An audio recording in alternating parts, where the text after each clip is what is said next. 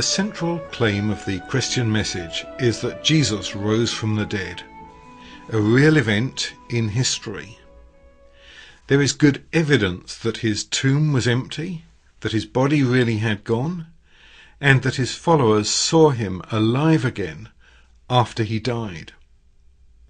However, skeptics often point to discrepancies between the accounts of Jesus rising from the dead in the different Gospels.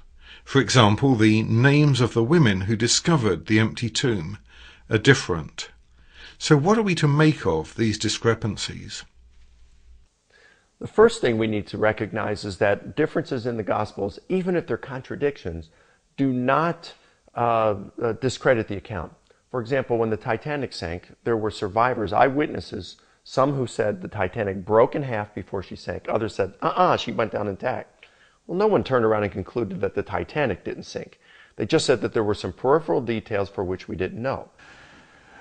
Whenever you look at any documents about any account, whether it's last weekend's football match, if you read 3 different newspapers, or whether it's the career of the Emperor Augustus, if you read Tacitus, Suetonius, Velleius Paterculus, and Augustus's own autobiography, you find that there are things which don't quite square. Interestingly, when you read the historian Josephus, who, as I said before, was writing in the last quarter of the 1st century AD, Josephus writes an autobiography in which he tells stories about his own life and so on, but he also figures in his own account of the Jewish war. And when you put those together, they don't quite match. Because in the ancient world, as actually often in the modern world, people arrange things differently, people highlight things differently. There has been a modernist myth, really since the 18th century, that if something is genuinely historical, it must be possible to tell it as though there was a video camera sitting there on the street corner, recording absolutely everything and giving you exactly everything that happened all the time. That's not actually how real history is done. Some people have pointed out that there are discrepancies and inconsistencies in the resurrection narratives when you compare the accounts in the 4 Gospels with each other.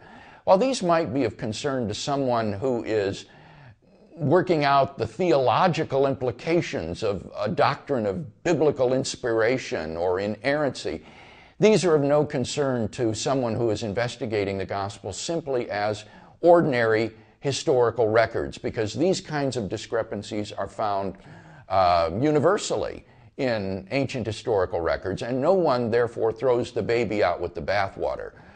Having studied this myself, I think that we can explain some of the discrepancies by laying things alongside one another and saying these happened in chronologically. So it's not that the women didn't go there and Peter and John did go there. They did, but they went at different times. So if we lay alongside the accounts to one another, it is possible to reconcile them. For some reason, people are very interested in why there are some differences. There are often very slight differences in the resurrection accounts, such as how many angels are at the tomb. And you know what? All 4 Gospels, it's either 1 or 2. So it's not a very wide margin. And sometimes people say, well, what were the names of the women? Well, guess what? 3 of the 4 Gospels give indication that they're not trying to be exhaustive. For example, Luke chapter 24, verse 10 is where the women are named. And Luke specifically says, among the women who went to the tomb were these 3. No one, 3 of the 4 Gospels, John says we, so in other words, he's not caring to tell you the name. Mark, in just a few verses before the empty tomb narrative, is where they watch the body get buried, and he says other women with them. And Luke specifically says other women with them. So my first response to the charge that there are contradictions is that they can be answered. They're not the kind of things, I mean, one doesn't say 1 angel and one say 20 and one say 42. It's nothing like that. It's 1 or 2. And if I'm talking to a person, or if my student is talking outside of class and says, the professor said this, and I responded, well, maybe that was in a discussion in the class with 5 other people. They don't say 5 people were talking, they just say, I'm talking. As long as it's an accurate comment, we allow that kind of thing. That happens all the time in reports, newspapers, journalism.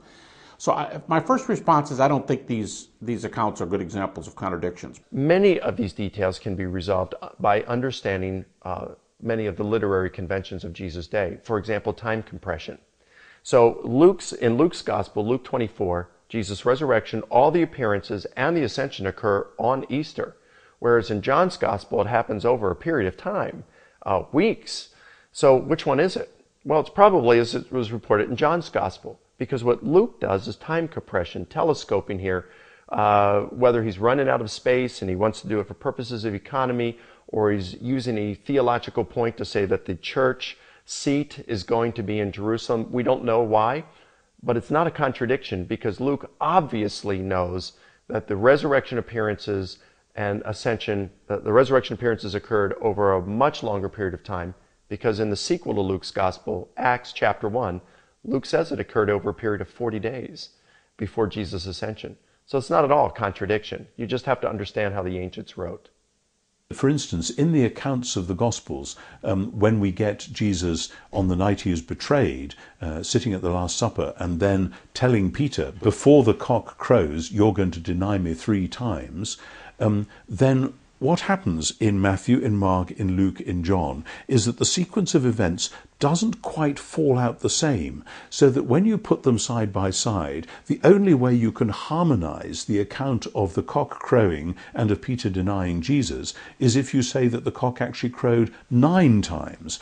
Some writers 100 years ago tried to do that, but of course what you then result in is saying, well, all the Gospels are really true because we can harmonize them, but actually none of them say the thing which we now know actually happened. And when you get to that point, we really ought to throw our hands up and say, don't be ridiculous. This is not how ordinary historical documents work, just like it isn't how accounts of anything work, whether it's the account of the Solidarity movement in Poland or the account of the overthrow of apartheid in South Africa. Different accounts come in differently, but that doesn't mean nothing happened. So with the resurrection stories, from Mark 16, which many people think was the first one, it's not absolutely sure, but likely to be, through Matthew 28, Luke 24, and then the much longer accounts in John, there are several different things. For instance, in Luke, all the appearances seem to take place in and around Jerusalem, and in quite short order. In John, you get some in Jerusalem and some in Galilee. In Mark, Jesus tells the women that he's going to Galilee and the disciples will see him there. So when we put it together, it looks as though there are some appearances in Galilee, some in Jerusalem, but then we say, well, wait a minute. Luke's whole focus in his gospel is on Jerusalem and on the temple, because he's showing how Jesus is fulfilling those great traditions to do with the temple before then in Acts the message goes out into the world. So yes, Luke has schematized it. Luke hasn't told about Galilee appearances. He doesn't need to. The fact that the accounts are not exactly the same actually points to them being truthful and not to being fabricated. If we were to have 4 different accounts of a robbery taken from the perspective of 4 different people and they were absolutely identical with no discrepancy whatsoever, we would assume that those 4 witnesses had got together and pre-planned what they were writing. So the fact that there are minor divergences between these accounts, I think, points to the truthfulness of these 4 witnesses as witnesses to the events. The idea was not that everyone should have said the exact same thing. If they'd done that, we'd have just said, well, they're all colluding. They've all just copied it from one another. What we actually have is something much more like, and many, many people have argued this, much more like eyewitness testimony in a court. Any lawyer, any judge will know that if there's a road accident or some terrible incident, a murder or whatever, everyone who's seen it will tell the story slightly differently. The memory plays tricks. It was a blue car. No, it was a red car. No, it was coming this way. No, it was going that way. But that doesn't mean nothing happened, and it doesn't mean the witnesses are lying either. It just means that human memory does various things, and then when people tell stories, they arrange the material in a different way. And that actually should give us, instead of confusion, should give us 4 different angles of vision on substantially the same event. Even if there are minor discrepancies, this is just what we expect from historical accounts. In fact, the differences indicate that the writers didn't collude with each other. And many of the apparent discrepancies can be resolved when we understand the accounts better. In these programs, we've seen that there's good historical evidence that Jesus rose from the dead, and that none of the alternative explanations work. Next time, we'll ask our contributors what difference this makes to them personally.